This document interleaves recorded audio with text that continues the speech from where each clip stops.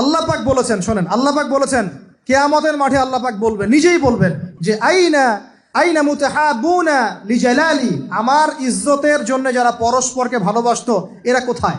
আল্লাহ পাক ঘোষণা করবেন কোথায় তারা, যারা আমার জন্য পরস্পরকে ভালোবাসতো।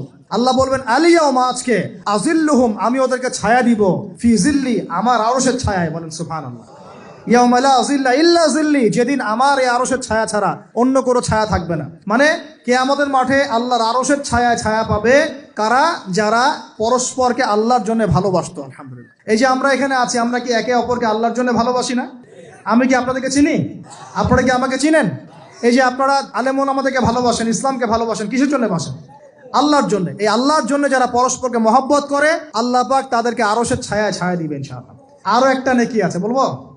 শোনেন, আরেকটা হাদিসে আসছে কিয়ামতের মাঠে স্পেশাল কিছু মিম্বর থাকবে। মিম্বর চিনেন?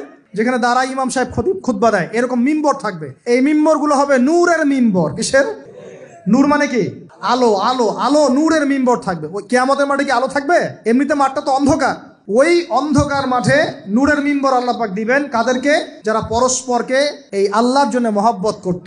আর নবীগণ, শহীদগণ তাদের দিকে তাকায় থাকবে। তাকায় নবীগণ, শহীদগণ পর্যন্ত এই মানুষগুলোকে দেখে ঈর্ষা করবে, কাশ আমরাও যদি এমন হতে পারতাম।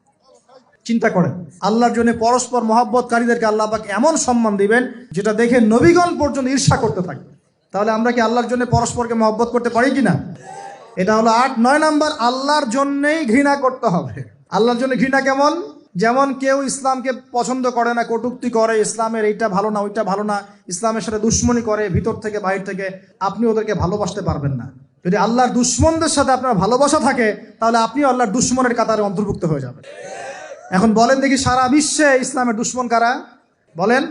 গায়রিল মাগদুবি আলাইহিম ওয়ালাদ-দাল্লিন। মাগদুব কারা, দল্লিন কারা?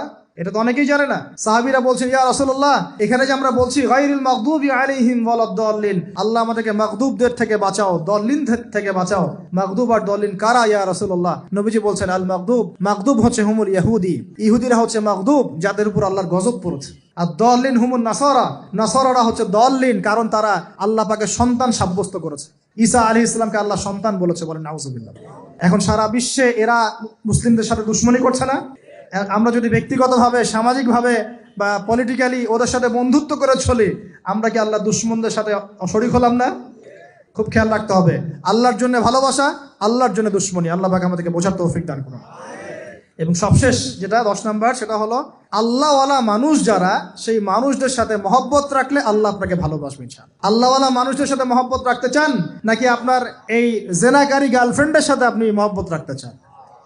আল্লাহ পাক আমাদের সবাইকে আল্লাহওয়ালা মানুষদেরকে ভালোবাসার তৌফিক দান করুন এবং তাদের সোহবতে থাকার তৌফিক দান করুন। মনের ভিতর থেকে সমস্ত রকম হিংসা, বিদ্বেষ, অহংকার, রিয়া, পরশ্রী কাতরতা, এগুলোকে দূর করার তৌফিক আল্লাহ পাক দান করুন। আমরা দোয়া করি আল্লাহ পাক সবাইকে তাওহীদপন্থী হওয়ার তৌফিক দান করুন, নবীর সুন্নতের উপর আমল করার তৌফিক দান করুন। নবী সাল্লাল্লাহু আলাইহি ওয়াসাল্লামের উম্মত হিসেবে তার সুন্নতকে সর্বোচ্চ অগ্রাধিকার দেওয়ার তৌফিক দান করুন। আল্লাহ পাক আমাদের সবাইকে আল্লাহ যাদেরকে ভালোবাসতে বলেছেন তাদেরকে ভালোবাসার তৌফিক দান করুন। এই নগ্নতা, অশ্লীলতা, পর্নোগ্রাফি, হারাম সম্পর্ক থেকে আল্লাহ আমাদেরকে বাঁচান। আল্লাহ পাক আমাদেরকে মাদক থেকে বাঁচান। আল্লাহ পাক আমাদেরকে পরস্পরকে আল্লাহর জন্য ভালোবাসার তৌফিক দান করুন। আল্লাহ পাক আমাদের সবাইকে আরশের ছায়া পাওয়ার তৌফিক দান করুন। আল্লাহ পাক আমাদের সবাইকে বেশি বেশি কোরআন তেলাওয়াত এবং নামাজ পড়ার তৌফিক দান করুন।